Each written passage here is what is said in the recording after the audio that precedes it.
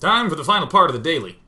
The third part of Daily 577, where we learn why Feast is really the betterest gamer of them all.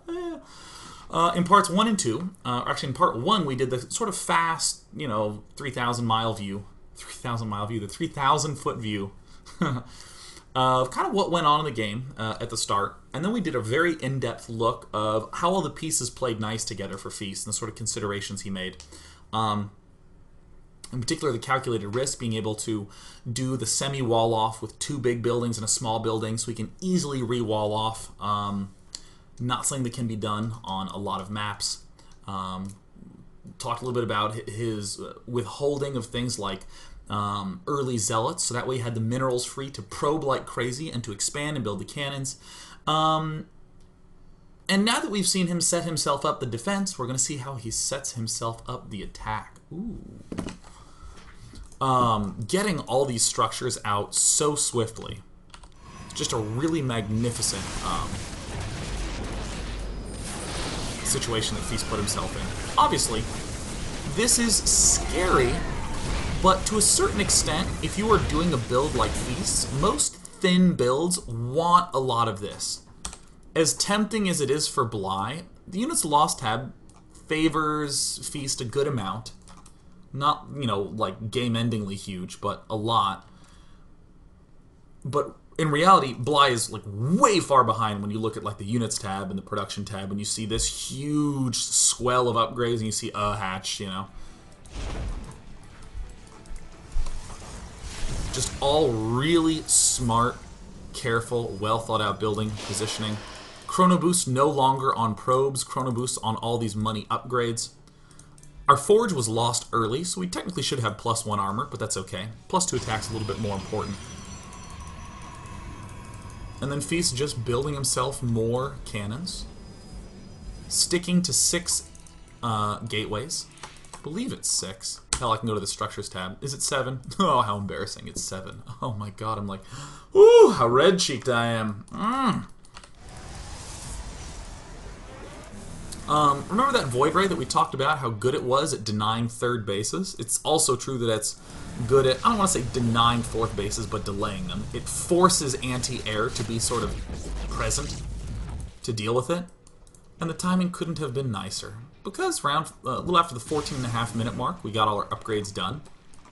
Except for one. It's Protoss Ground upgrade. We're effectively in frickin' unbelievable shape as Feast. Now, the end of this game that we're going to see actually winds up being a little bit wild and a little bit crazy.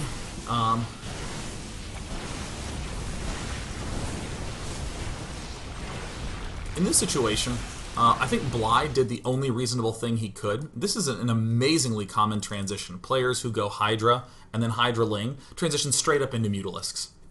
Why? They don't have a high enough drone count to get the minerals going.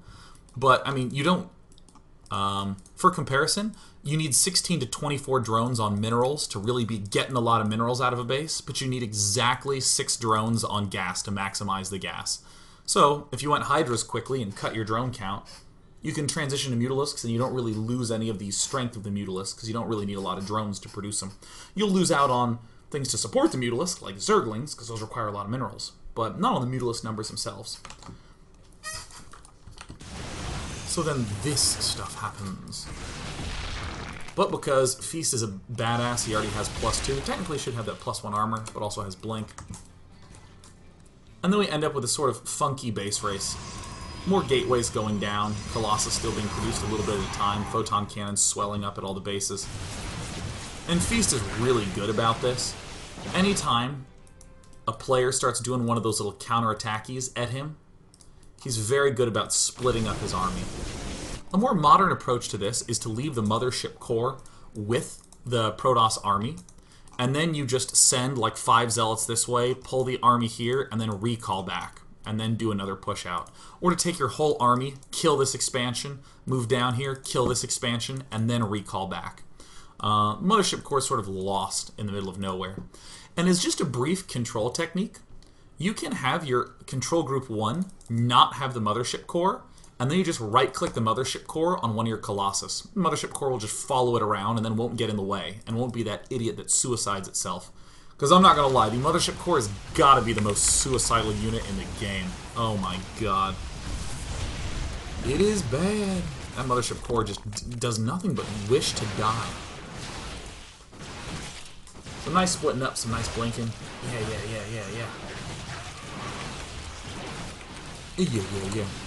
Doesn't spot this base, which is a little bit unfortunate. I think Bly is, playing as smartly as he can in this spot. Feast, again, even though Feast is in kind of a funky position, he's in an excellent position. He still has a huge lead in probes, 27 Blink Stalkers to 22 Mutalisks. Actually, this game was maybe slightly closer than it really needed to be. This is what I love seeing, the Zealots doing the real work at the bases. While the Stalkers and the Colossus come back. Yeah.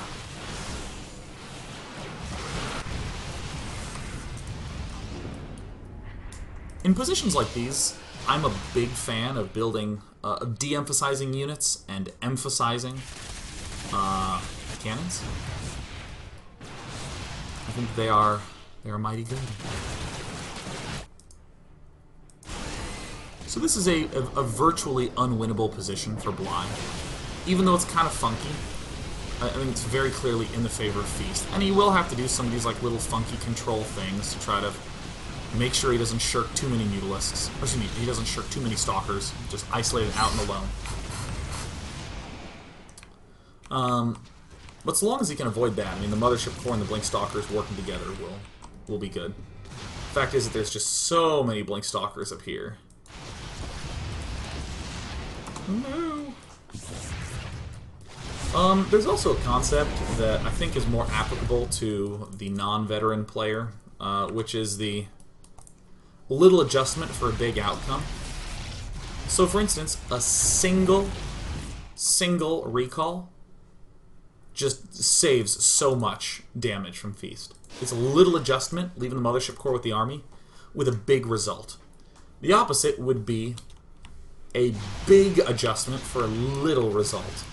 Like your 4-gate rush keeps getting stopped by this one guy's defense, and maybe if you control perfectly and send 2 probes in and judge and pull back at the right time, maybe you can kill off that bunker and get the lead, but it's so complicated just to get that little edge in that one situation.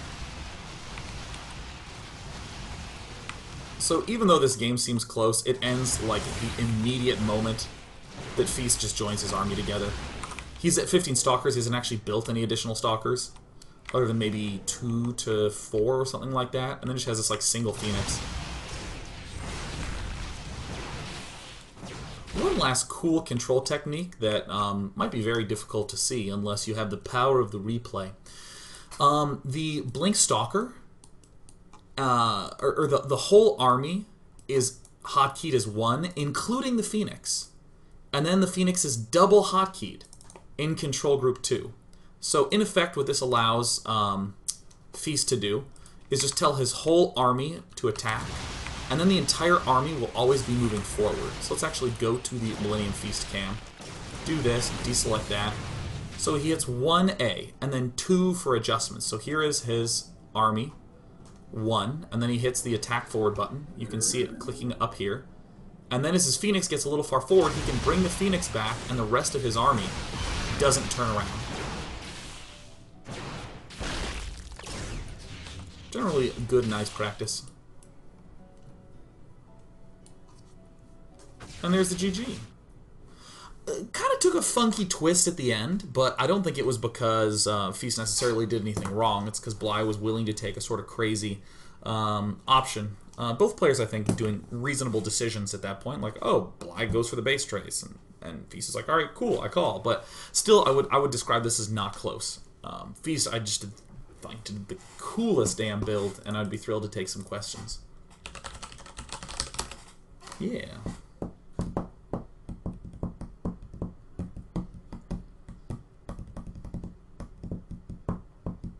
So Conspark says, Day 9, could Feast have made further use of the Stargate beyond the Void Ray and Last Phoenix? And if so, what? You said before that a structure that's not doing anything should probably have been cut.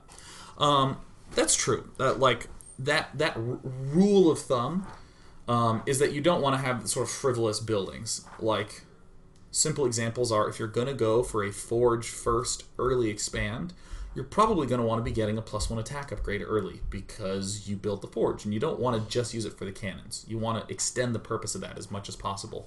So, oh yeah. So with the Stargate, it's very simple to say, well, that Stargate didn't really get any extended use. It was used one time once for a thing. Isn't that... There needs to be some sort of use gotten out of that. So the reason that rule of thumb exists, the sort of extending of purpose, is how do I say that? I got super distracted by chat. They're talking about donuts, and I lost my train of thought. Isn't that embarrassing that that's the truth? Whoops.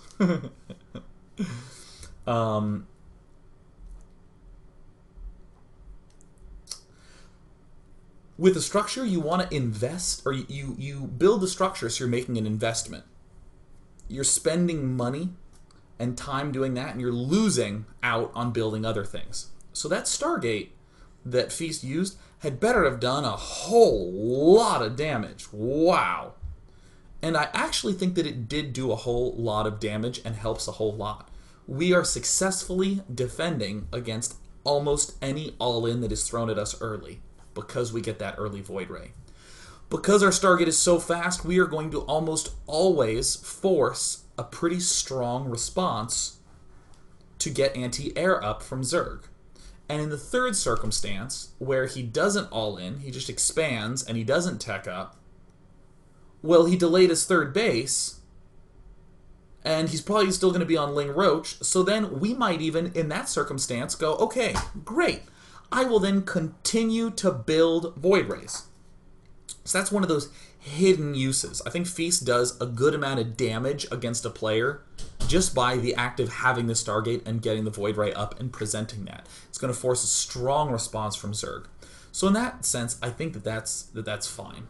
I think it's totally okay because it really does do a lot of stuff. But to answer the simpler form of the question, are there other spots where it could have been used?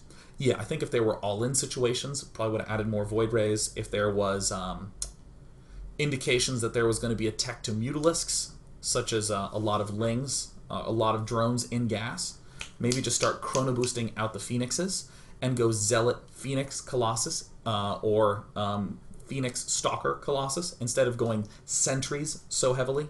So again, there's those hidden situations that we didn't see in this game that I think are quite useful.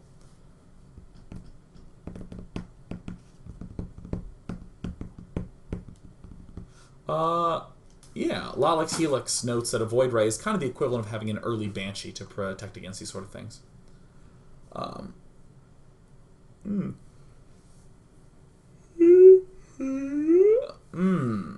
So APX Skipped says, Day 9, how can we tell as a Protoss that a build as unitless as this is safe to do?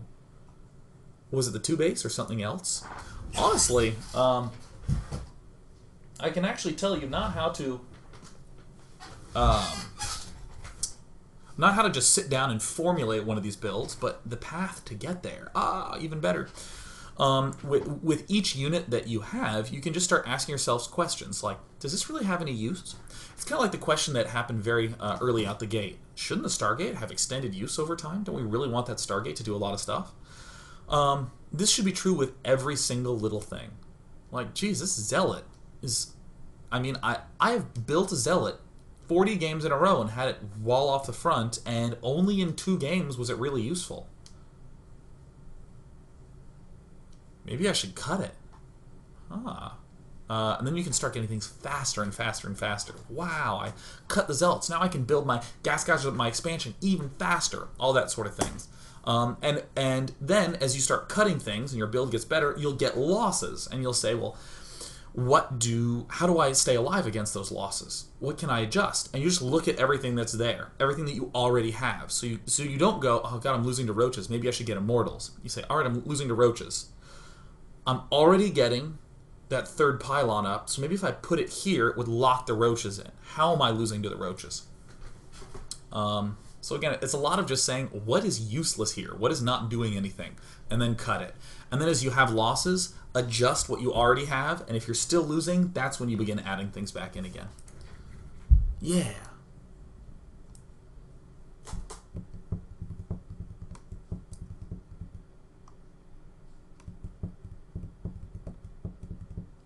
One more question. So, Awkward Turtle says, Day 9, what would have been a better way for the Zerg player to deal with the possible air threat without sacrificing the ability to punish a greedy Protoss? I think that, honestly, I think that the Overlord speed with a fast layer is a really clever way to deal with that. Because you can just puke creep everywhere that you don't have it and get around fast. Like, real fast. I even think that maybe doing a Hydralisk drop in the main base could have been very effective as well to exploit that. Or there's even other ways to exploit it, like what Lenok does, which is where he goes Hydralisks, and he gets the Speedlings, and he's constantly checking the expansions, making sure he knows what's up. And as he's going for the Hydra Den, he builds like 3 or 4 Hydras, gets speed, and then just sort of sees what you're up to. If you're going 2 base, he's going to build a lot more Hydras. But if you're taking a fast third, Lenok immediately goes Swarm Hosts and begins making Locusts. It's really difficult to deal with as a Protoss in a lot of circumstances, because you're like, alright, well I have like 1 Colossus and 4 Zealots, some Sentries, and here's like 20 Locusts coming up. I think that's really cool. And again, go watch Lenok's games from MLG Winter Championship. They're all on YouTube for free. Yeah. There will be a daily on Wednesday, a daily on Thursday. There will be Bioshock Infinite Part 2 on Friday, and on Saturday is the After Hours Gaming League Grand Finals between Amazon and Microsoft. And that'll be in the evening on Saturday. During the day on Saturday will be the League of Legends finals between Google and Amazon. Amazon's actually in both finals, like a bunch of bad asses. And then last but not least, Fun Day Monday for next week. Give me a game in which you expand exactly every 5 minutes. Every 5 minutes, give me an expansion. Thank you for watching. You're all so beautiful. Oh, and there's my show over screen. I'll see you tomorrow. Oh, oh, oh, oh.